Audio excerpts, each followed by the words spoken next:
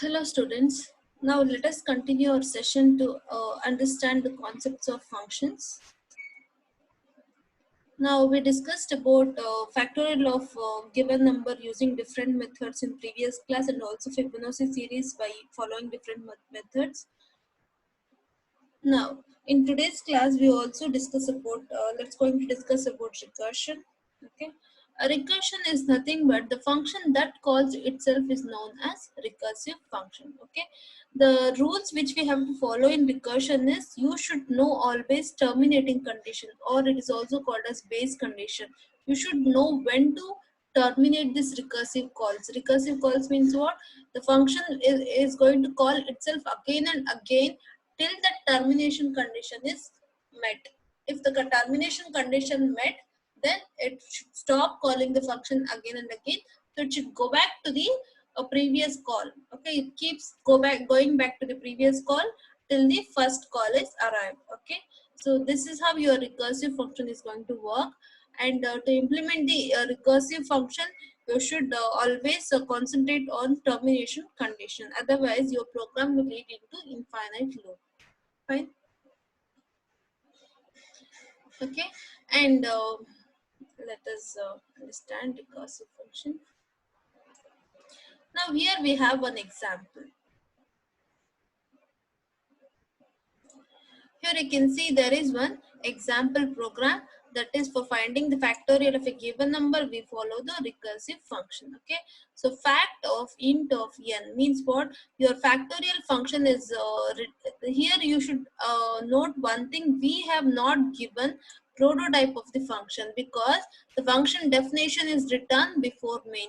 If you write function definition after main, then you have to mention a prototype or declaration of the function after hash include stdio.h. Okay, here your recursive function is receiving the value of n. If you have to find the factorial of 5, then your n will be 5. Okay, if you have to find the factorial of 10, your n will be 10.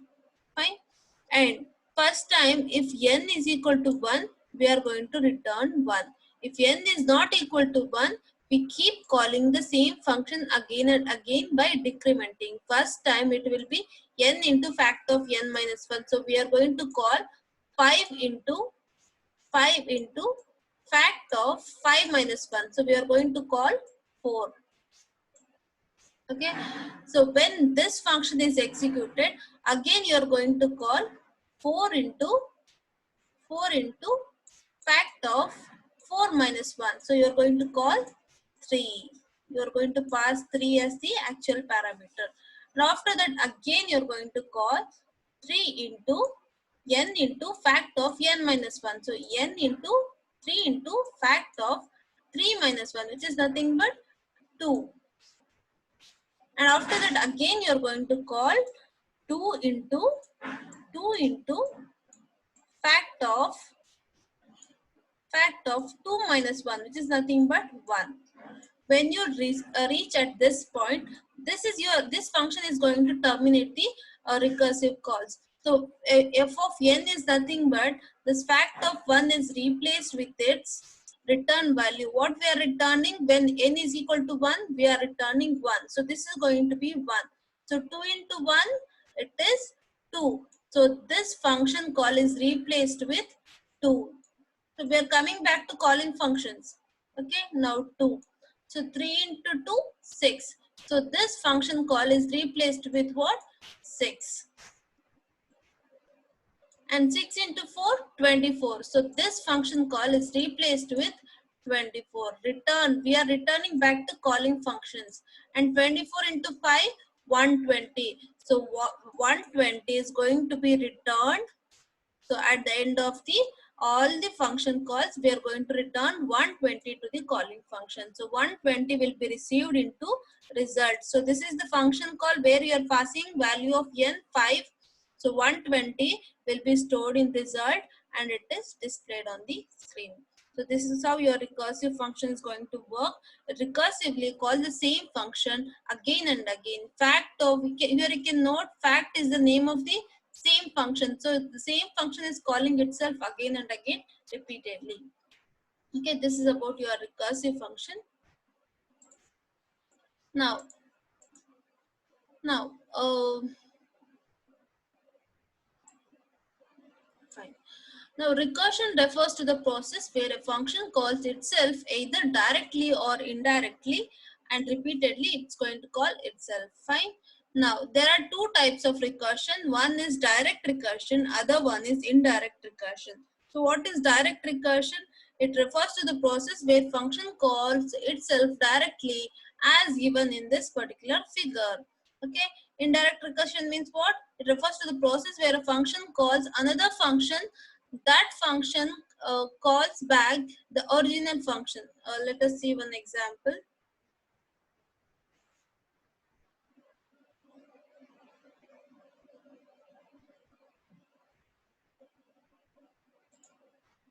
Now, uh, now see this example. So what are we doing here? Fun1. Okay, fun1 is the function. Okay, and inside fun1 function, you are calling func1, func1. Okay, this is another function. Okay, this is the example of direct recursion. I'm sorry. So basically both are func1. So same function name should be given in both the condition direct recursion. They have, I think because of printing mistake, it is given incorrectly.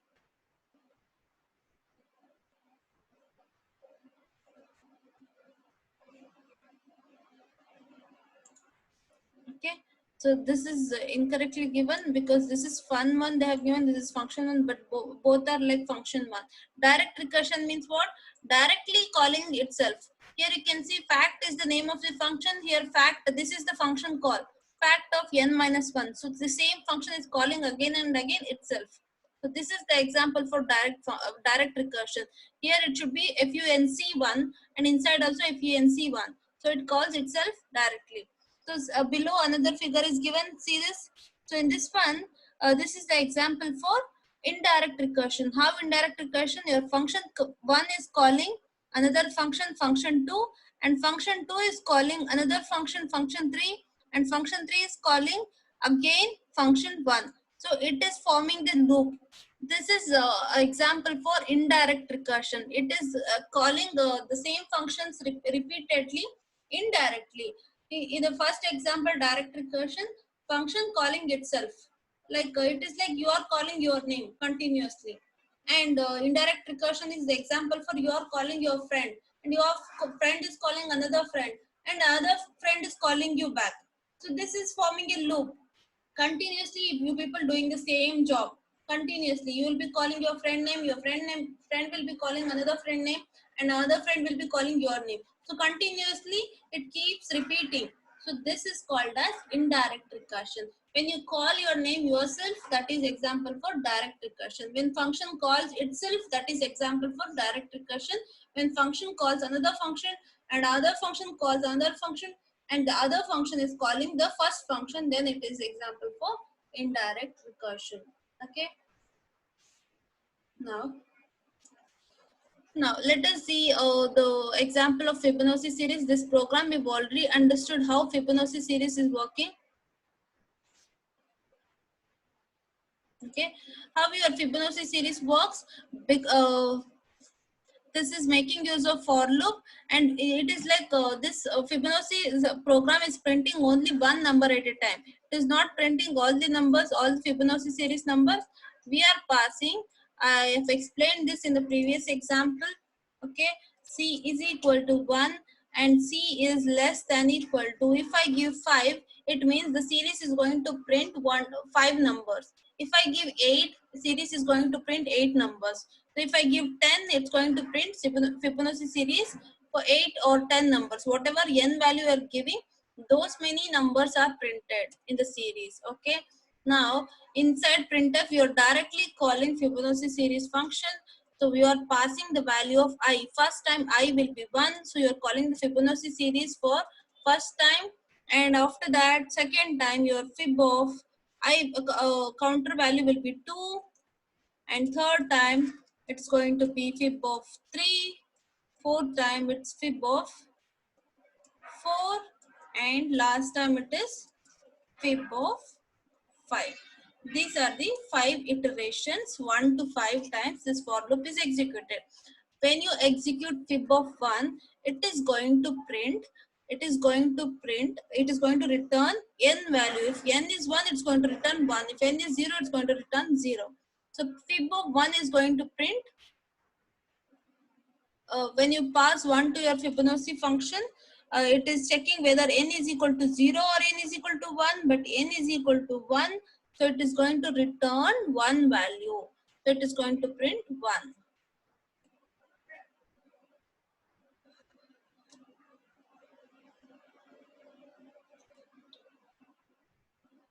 Okay, I'm sorry, because in your Fibonacci series function, we are using a variable, different variable.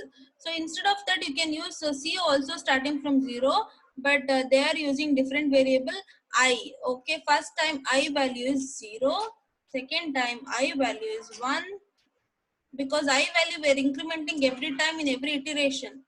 Next time I value is 2, then I value is 3, then I value is 4. Okay. So when you call Fibonacci series by passing the value 0, it's going to print n is equal to 0, it's going to return the same value. 0 is printed on the screen. After that, when 1 you are passing in the next iteration, I value is incremented and you are passing 1. When you pass 1, it's going to print 1. And in the next iteration, it's going to pass, we are going to pass 2. When you pass 2 as n value, we are going to else part and performing recursion. When you perform recursion, it is going to add both 0 plus 1 and it's going to print 2. And after that, here in the third function call, it's going to print 0, 1 plus 2, the previous two values, 1 plus, sorry, 0 plus 1 is 1. It's going to print 1, and after that 1 plus 1, 2, and after that it's going to print 2 plus 1, 3. How many values printed? 0, 1, 1, 0, 1, 1, 2, 3. Total 5 numbers printed because you have given value n as 5. Okay. So this Fibonacci series, it is going to call the functions recursively to print the series in terms of Fibonacci series form. Okay. When you call the function fib of 1, directly fib of 0, it directly returns 0. When you call fib of 1, directly it returns 1. But when you call fib of 2, what it's going to do? It is going to call return fib of n minus 1 is nothing but 2 minus 1, 1 plus fib of n minus 2 is nothing but 2 minus 2, 0. We know that you can see in your function fib of 0 is nothing but, to simplify this, so fib of 1 function, this is a function call. You are calling the same function by passing the value 1. When you pass the value 1 to your Fibonacci function, it is going to return n. n is nothing but 1. Here n is nothing but 1. So it's going to return 1 plus, when you pass 0, it's going to return 0. So 0 plus 1, this function is going to return what? Fib of 2 is going to return 1. Okay. The same way, if you have fib of 3, now consider fib of 3. Fib of 3, what it's going to, that's why I have written it as 1. Okay, here. So 0, 1 is fib of 0, fib of 1 printed. So fib of 2, it's going to print 1. Now fib of 3, we have to find fib of 3 and fib of 4. Now fib of 3 is what? Fib of 3 is nothing but, again it's going to return statement fib of n minus 1, 3 minus 1 is 2 plus fib of n minus 2, 3 minus 2 is 1. Okay, now simplify this expression. So what you are going to return from this function? Fib of 2 is what? We just now found fib of 2 is 1. So I'm not going to simplify that again. If you want to simplify again, you have to put return this, all these things. Okay. Now I'm not going to perform that because I've already explained this in detail in the previous class. So 1 plus, now what is fib of 1? We know that fib of 1 is 1. Okay, now fib of 1 is 1. So it is going to return 2. So it's going to print 2 on the screen. Understanding? Now let us take fib of 4. When you execute fib of 4, it is going to find return fib of 4 minus 1, n minus 1. What is the value of n here? 4. 4 minus 1 is nothing but 3 plus fib of 4 minus 2 is nothing but 2. Clear? Now equal to, again simplify this expression. Return fib of 3 is how much? We found fib of 3 is 2. Directly I am writing, but internally your program is keep executing recursive calls and find the answers. But here I have explained in the previous class in depth, so I am explaining briefly in this class. Okay. Now return fib of 3 is what? We already found fib of 3 is 2. And what is fib of 2? Fib of 2 is 1. We already found those values. So it's going to add and it is going to return 3 value. So 3 is displayed on the screen. Like that, again, if you have to find fib of 5, it's going to call this function again, fib of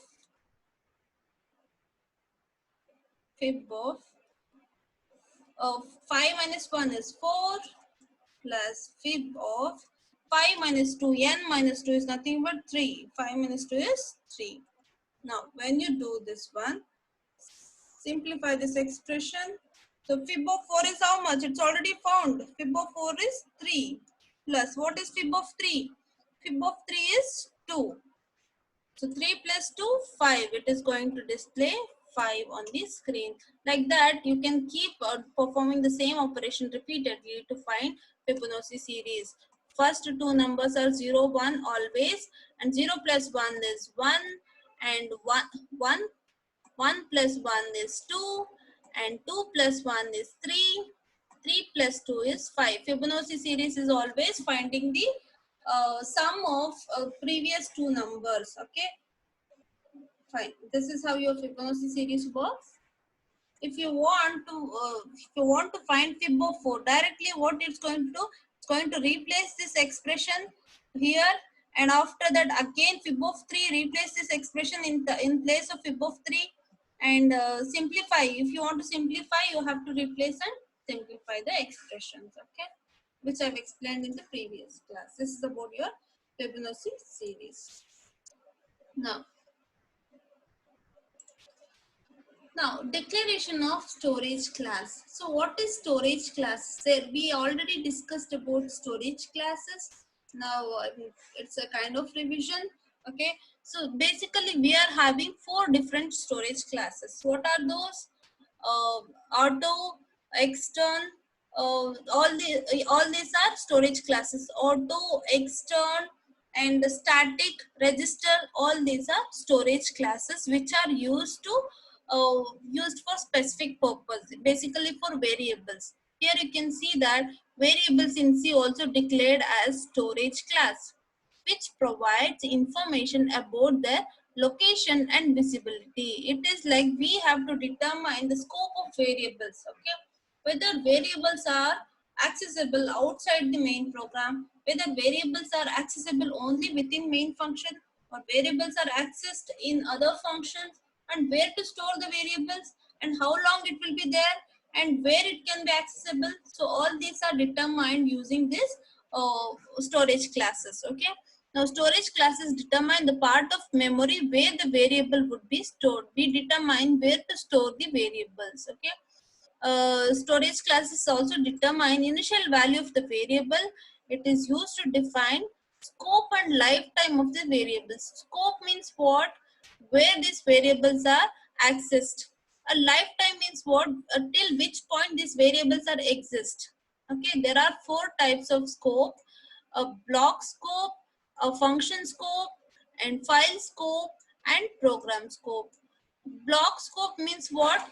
Within open and closing flower brace, it is considered as one block. Okay, if you are having if statement here, some statement, okay, if statement, and if you declare any variable here, so the scope of this variable is limited to open and closing brace. And outside this closing brace, if you refer C is equal to I into 3, something like this, it will throw error because your variable I is destroyed after closing brace.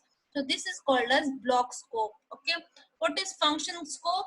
if you have a function, inside that you are having so many statements, okay, many statements. If you declare any variable here, the scope of this variable is limited throughout the function. So after this closing brace, even you will be having so many if statements, again sub blocks will be there in the function. You will be having while statements and again while loop, so many blocks will be there. So this variable is accessed in all the blocks. It is having access to all the blocks, and all the blocks can make use of that variable. So this is called as function scope. This variable can be accessed throughout the function. So what is file scope? What is file scope? File scope is nothing but you create a program.c. So the variable is declared as global variable before main. So this variable can be accessed throughout the file. Anywhere, any function can access that particular variable. Okay. And what is program scope? Okay, program scope and file scope are almost similar. File scope is basically, I will see with the examples what is the difference between file scope and program scope. Okay, it is almost similar, but file scope is can be accessed throughout the files, different files, and program scope is only throughout the program it can be accessed. Okay, now let us see with examples. Now, there are two storage locations in your computer. One is your CPU register and memory. Okay, so what are CPU registers? Your memory is different. It is separate from your CPU. Okay, your your processor. Your processor is different from your memory. Your memory will be separately located, and your processor is separately located. And how they are going to communicate? They are going to communicate only through the buses. By accessing the buses, they are going to communicate with each other. Okay, when your CPU, when your processor wants to perform any calculation, by retrieving the data stored in memory, it should request memory for read access, then read the data and perform the operation, and then store the result back to memory by sending the data. This is how it's going to be done. What are CPU registers? Basically, CPU registers are inside your processor that is used to speed up the operation. It is like temporary variables. If you want to store some temporary result, some intermediate result in some locations, you can't send that data every time back to memory because it is time consuming.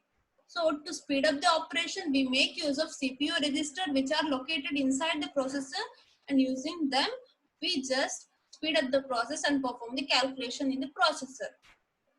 Okay, so whenever you want to perform, whenever you want to speed up the operation of your program, we create the variables in CPU registers. So CPU registers are close to your processor, inside, almost inside the processor. So it is having quick access to those register, and so that the execution will be speed up.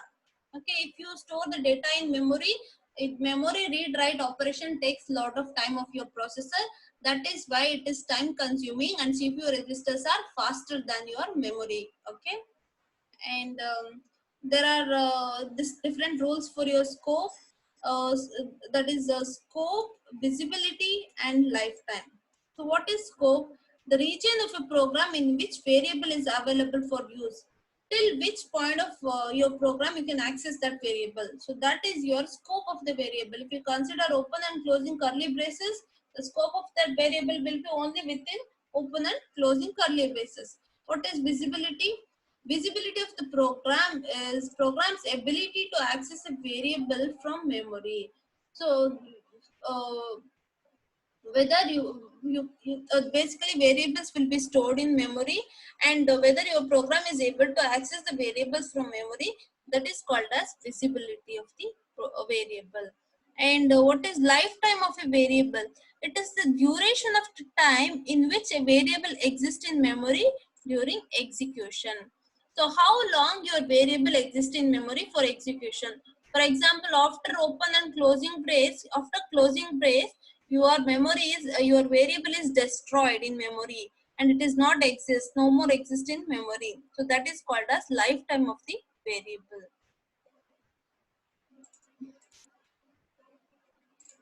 Okay, Now, there are rules of use. Okay, before using any variables, you have to follow these rules. What is the first rule? The scope of global variable is entire program. What is global variable? If you declare any variable before your main, that variable is accessed by throughout the program by different functions. Also, it is accessible. That is called as global variable. If you declare any variable in your function that cannot be accessed by other functions or main, that is called as local variable. Okay, and scope of a local variable begins at the point of declaration and ends at the point of block or function in which it is declared. Understand the difference between global and local variable. If you declare any global variable outside the main int I, okay, you are having your main, and after that you have different functions. We have different functions. If you declare any global variable, and this I is your global variable now, and the same variable can be accessed by all other functions in the program. Okay, now if you declare the same variable as local variable int I inside any function, so this variable cannot be accessed outside this open and closing brace. This cannot be accessed in sub function, it cannot be accessed in main function. So this is your local variable. Okay, when it is closed, it is deleted after this closing brace. Okay, and the scope of sorry the scope of formal function argument is its own function. Means what? Function argument,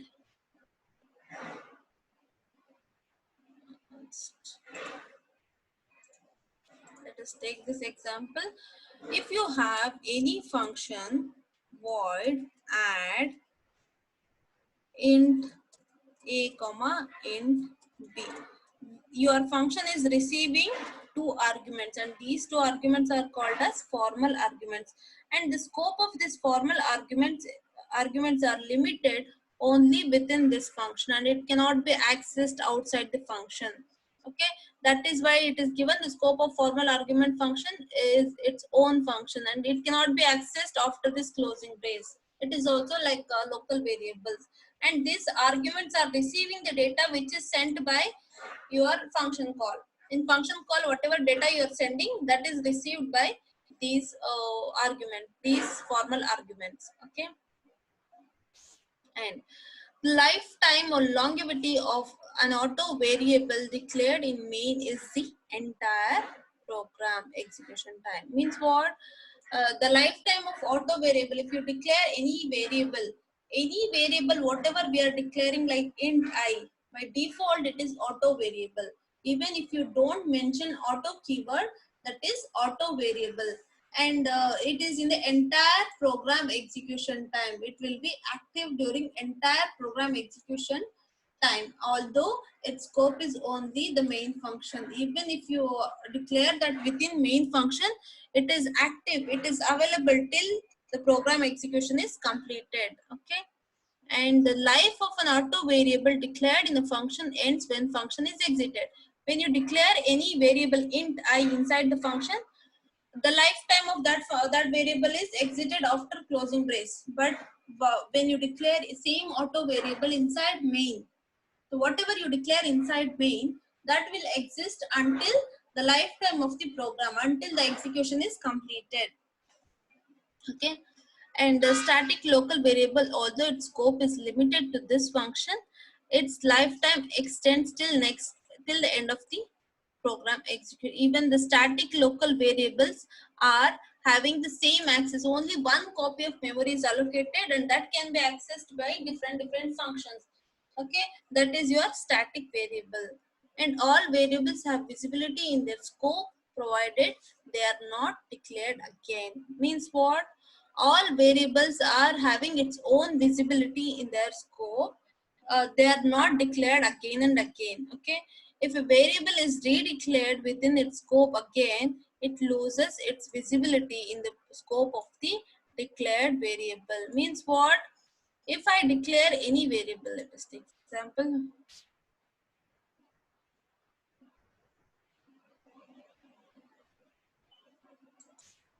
Now, if I have int I here in my function add,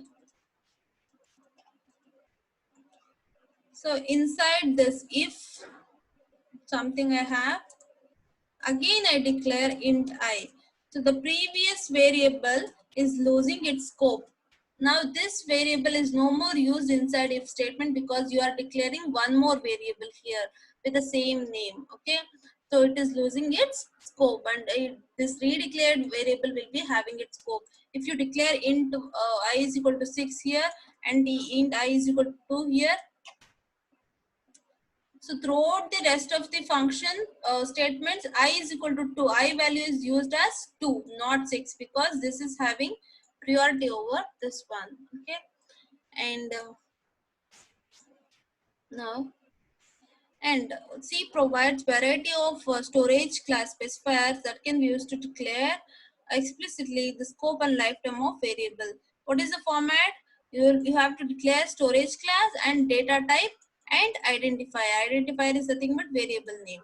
Storage class, which storage class you are using, and data type, whether it is int, float, char, double, and identifier is the name of the identifier. Okay, there are basically 4 storage classes: auto, static, extern, and register. Auto, static, extern, and register. Now let us see one by one.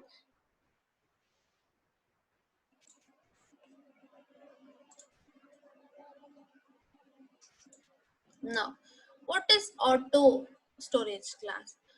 Basically, auto storage class is going to store the variables in memory, and default initial value is garbage value because it is not going to initialize anything. For example, whatever variable you declare by default, all those variables are static auto variables. Okay, this is local to the block in which variable is defined till the control remains within the block in which variable is defined. Okay, till the control is within the block, it is available. See this example, auto int I. Even if you declare int I is equal to 1, it is by default auto variable. Okay, and if you don't initialize any value, some garbage value is there. If you declare auto int I, and if you are trying to print that I value somewhere in the program without initialization, then it's going to display garbage value. Okay, and here you can see this is the example of auto int I. So scope of this auto int I is limited only between the block of here. The scope of the first one is limited from here to here, and scope of this second one is limited from here to here. Sorry, not here, from here to till this one, and the scope of the third one is limited only here to here. Okay, now when you print a percentage di, so it is going to print the value 3 because this I variable having priority over other variables, because within this block this is having the scope and this is going to be printed and 3 is printed on the screen. After that, when you come out of this block, when you print percentage I, a percentage di value, so it is going to print this particular I value because this is having the scope here. So 2 is printed, and after that, after closing this brace, this I value is destroyed, and outside whatever I value is having, that is going to be printed. So 1 is going to be printed outside. So after closing brace, the scope of this particular variable will be lost, and the inner variable, whichever in the inner block, whichever variables are declared having more scope over the outer variables. Okay, now what is CPU register? Register is nothing but, as I told, there will be n general purpose registers, and CPU registers are used to speed up the operation because it will be resided inside the processor, and it will be easy to access the variables and to store and make use of temporary storage.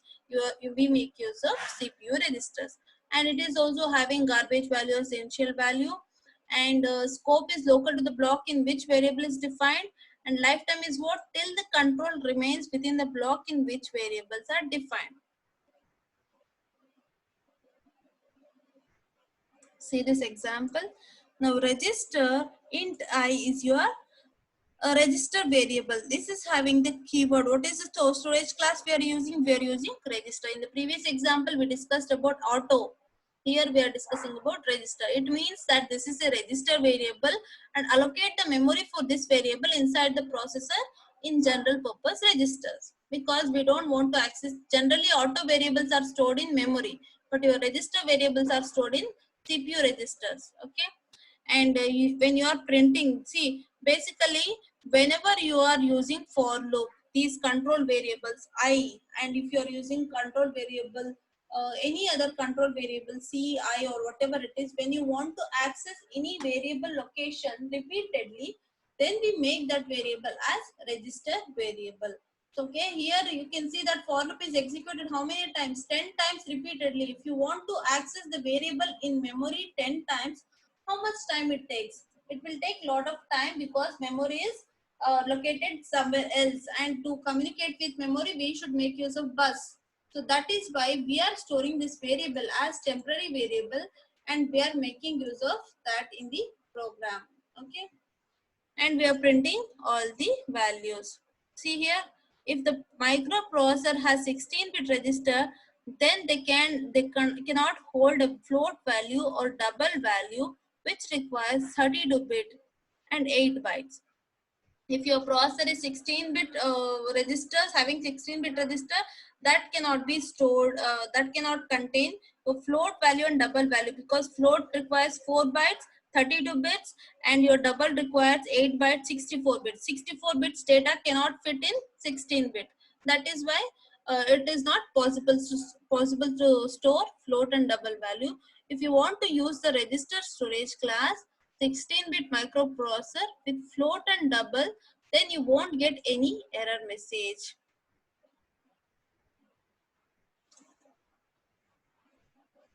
Your compiler should treat the variables as auto storage class. Okay, even if you're trying in 16-bit microprocessor, it will not be,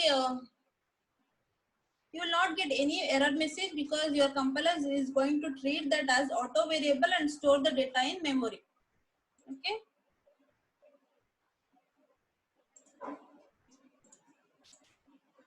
Now, what is static storage class?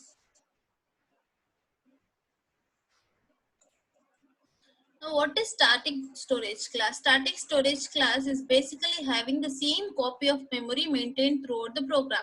The data is stored in memory. You can notice one thing: your auto and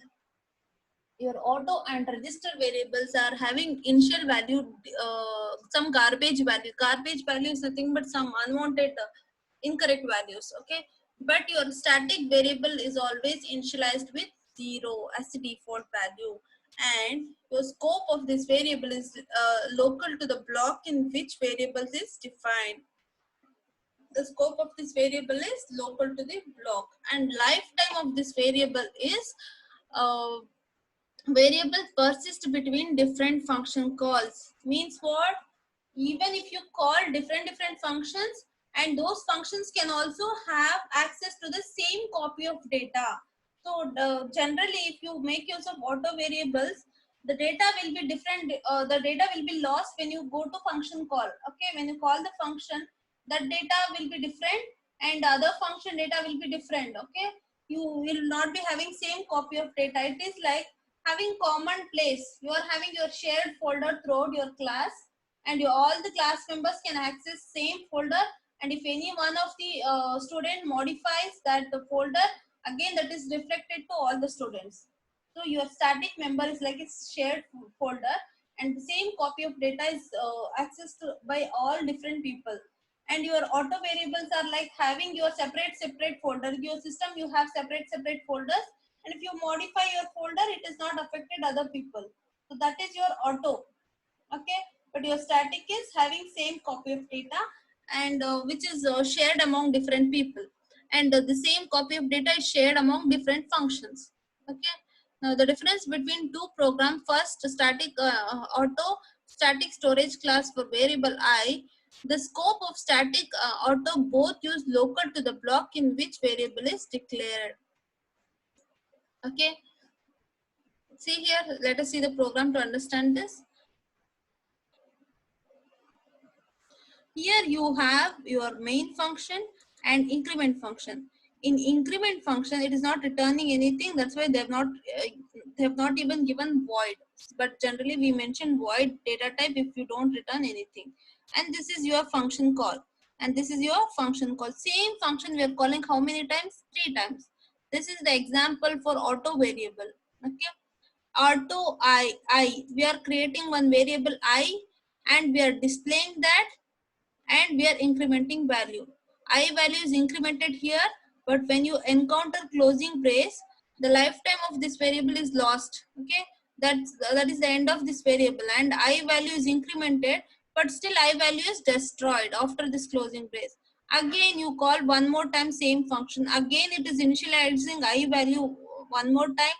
Again, it is printing the same value 111. Every time it is going to initialize with the same value once again and print that and destroy that. Again, create, print and destroy. It is going to happen like this with in case of automatic variable.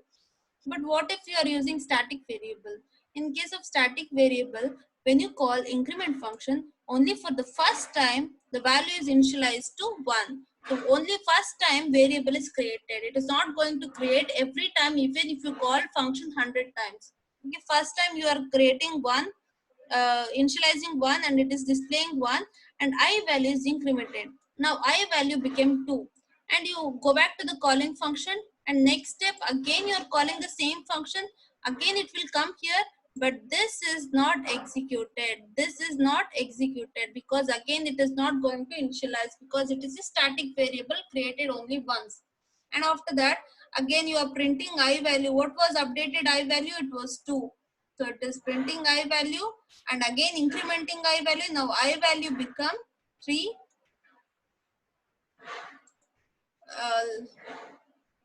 Your static will be having same copy and only one time value is created. Okay.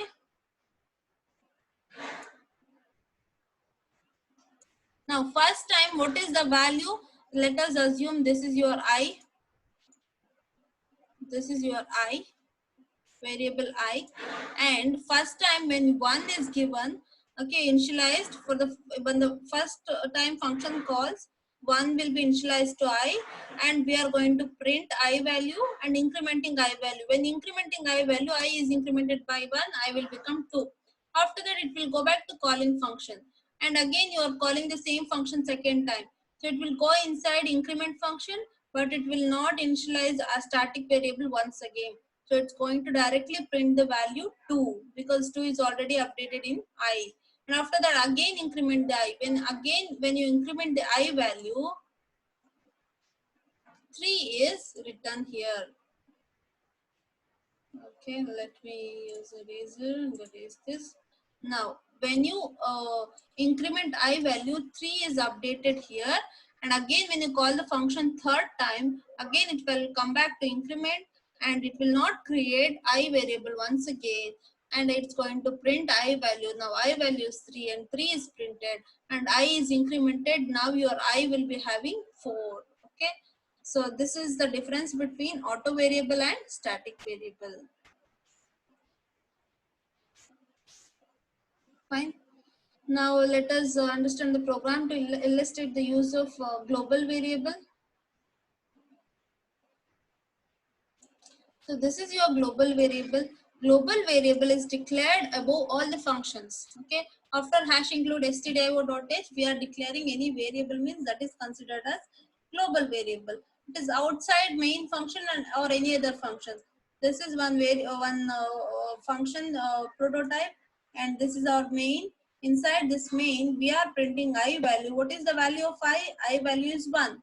It is a global variable. This can be accessed to all. It is like a public transport. Anybody can access it. But private transport can be accessed by only private people or only owner of that particular vehicle. Fine.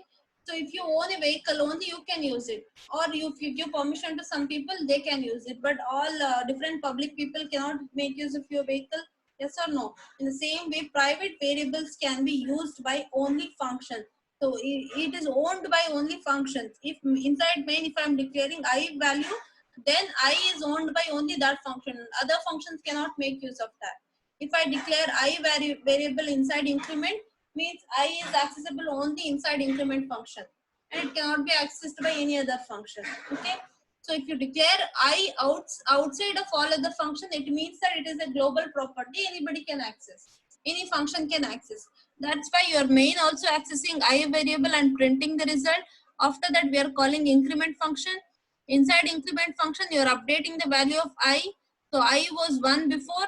Now I will become 2, and we are printing that value. And again, we go back to calling function main. And again, you are calling increment function. When you call the second time, I value was 2 and 2 is incremented by 1. So it will become 3 and we are printing the result 3. Okay, this is the difference between local and global variable. Okay. Now what is external storage class? Your external storage class stores the variable in memory, and default initial value is 0, just like your static, and it is having the scope global, and lifetime is as long as the program execution doesn't come to end. So until completing the execution of the program, we have the scope of this particular external variable. Okay. External variable, when we have to make use of external variable, when you are using the variable outside the file. So I was telling you the difference between file scope and program scope. Your static variable is having program scope. Your external variable is having file scope. Okay, different files can access the same variable. See here, now int a is normal global variable, but int a is external variable in the other file. See here, this is external file. It means that this variable can be accessed outside. This is when you declare any variable with external keyword, it means that your compiler will understand this is an external variable and declared it outside. It is like, yeah, it is external variable if, let us see the example. Fine. This is file 2 in which you are including file 1.c. Means what? We are connecting these two files by including. Okay, this file is included into file 2.c, and after that you are telling extern int a, means that this a is an external variable which is written inside file 1.c, because you are including file 1.c. is an external variable which is declared outside this particular file.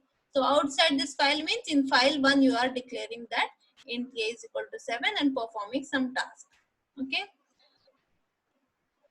Global variable can be accessed only within that, but external variable is informing your compiler that it is an external variable declared outside this file. Okay. See this example, file 1.c, file 2.c.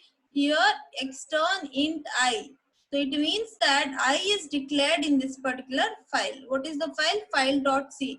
File 1.c. Here it is declared. Where it is declared? Int I is equal to 1. Okay.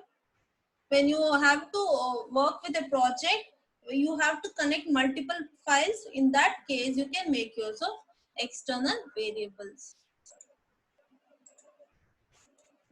Now, this is the program to find the length of the string. Compare, concatenate and find the length of the string. When you have to perform multiple operations in the same program, you can make use of the functions. So how many functions are required here? One function to find the string length, other function to find the string concatenate, and the function to perform string compare operation. So what input it is taking? Your string length function is taking character array to find the length of the string, and returns length of the string as the integer result. Okay, and your string concatenate function is going to combine string 1 and string 2 and display the result to the user. And string compare function is going to compare string 1 and string 2 and send the result back to the calling program. It is either 0 or 1. When it is 0, when string compare returns 0, it means that both the strings are equal. When string compare function returns non-zero, it means that both the strings are not matching. Okay. So this is your program. We are reading two strings, percentage yes, string array we have declared and reading two strings from user, and we are calling string length function for the first time for first string. So this is going to display string length. So when you call this function, the control will come back to the string length function. What we are passing the first string. If you want to combine, let us assume that you want to combine first string is good, second string is morning. If you want to combine both of the strings, we can do it using string concat function. When you call string length function, they have written string length completely. I'm just writing in short. String length str1. When you pass like this, it means that you are passing actual value. What is the actual value? It means that you are passing good to the calling function. Okay. So when you pass this one, what we are doing in string length function, we are taking one integer variable length is equal to 0, starting from first character till the end of the string. How do you determine end of the string? /0 will be there, will be appended at the end. /0 is appended at the end of the string. So starting from 0th character till the end of the string, we keep incrementing that length to find the length of the string, and after finding the length, we are returning that value back to the calling function.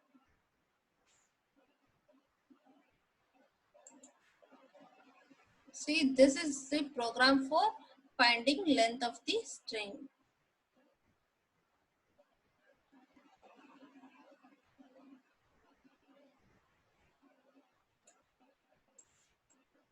Fine. Here, when this is executed, we are going back to this particular, where we're going back to this step. So in this step, we are going to return the length. In this case, 1, 2, 3, 4. We are going to return 4 value to this particular. This function call is replaced with 4, and 4 is nothing but integer value. So it is going to print length of string 1 is equal to 4. So after that, if you are passing second string, now if you pass the second string, you are calling the same function again. Length of, you are sending what? Morning. So /0 will be there in all the string. Okay, /0 is indicating is end of the string. Okay, now it's going to find, we are going inside the function and we are taking integer variable length. Again, starting from first character till /0 till end of the string, we are reading one by one all the characters and we are incrementing the length. Okay, this is just to, we are moving the control from first character to last character and incrementing the length. And in the second line, you can see that we are displaying the length of the string. Okay, so after that we are calling string concat function. How many strings we are passing? 2 strings. Good morning, both we are passing. So control will come to string concatenate function, and here we are using 2 for loops, I0, J0. If you want, you can use separately 2 for loops, but they are using in a single statement. I is equal to 0, comma J is equal to 0, semicolon. So this is also valid. You can combine both the for loop and use in a single for loop, because the checking condition is same for both the for loop. That's why they are using single for loop. Okay, now we are copying all the string of first string one by one. All the content of first string is copied to a new string, and after that, here using this for loop, we are copying all the content of second string to new string. So after that, we are appending /0 to new string and returning. So this is going to combine both the string, and after that we are displaying that result on the screen. There is one error with this program. What is that? This new string we are not returning back to the calling program. Basically, you have to return the you have to return and receive the result. How do you receive the result? You have to declare one character string, new string of 100, semicolon, and you have to receive the value sent by your program, your function. What is your function? string concat. I just taken string concat, but it is string yeah, string concat. The function name is string concatenate, but I have taken string concat. Okay, now if you are passing string 1 comma string 2, the result will be stored in new string, and this new string must be used to display, and after this you have to display printf the concatenated string is new string. Okay, this is how you have to receive the value sent from your function. The step is incorrect here. Okay, because you're not displaying that string on the screen. If you want otherwise, in string concatenate function itself, after new string of j is equal to /0, before return statement you can display the string in the string concatenate function. Okay, and next one is string compare. Basically your string compare function is going to compare both the strings. If both the strings are equal, then it's going to replace this function call with 0. Then your 0 is equal to 0 condition will be true, and it's going to display both are same. Otherwise it's going to display non-zero value. Then non-zero value is equal to 0 condition is wrong, so it's going to display both are different. That's why we are using inside if statement. If you want you can also declare one integer value I, and you can use I is equal to string compare whatever function is there, str1 comma str2. If you call like this, and later you can compare if I is equal to 0, both are true. So instead of using these two statements, they have written in a single statement inside if directly this particular function. Okay, in this function what are we doing? We are comparing both the string. We are receiving two strings as input, and we are finding the length of the first string. We are finding the length of the second string. First we are checking whether both are equal. If length of both of them are not equal, then only we are going to proceed. If both are equal, then we are directly returning 1. Okay, sorry, if both are not equal, we are returning 1. Means what? If length is not equal, then it means that both are not equal. If this is having 4 characters, it is having more than 4, means both are not matching. Obviously it is. That's why we are returning 1. When you return 1, it is going to be stored in I variable, and I is 1 and I is not equal to 0. So this condition is failing. So it's going to print both are different. And otherwise we use for loop and match first character of the first string with first character of the second string. We keep doing like this. If it is not matching, we return 1. If it is matching, we keep doing the same thing and return 0 at the end. So like that, every respective characters we compare and determine length of the string. Okay. Now this is all about today's class. Thank you.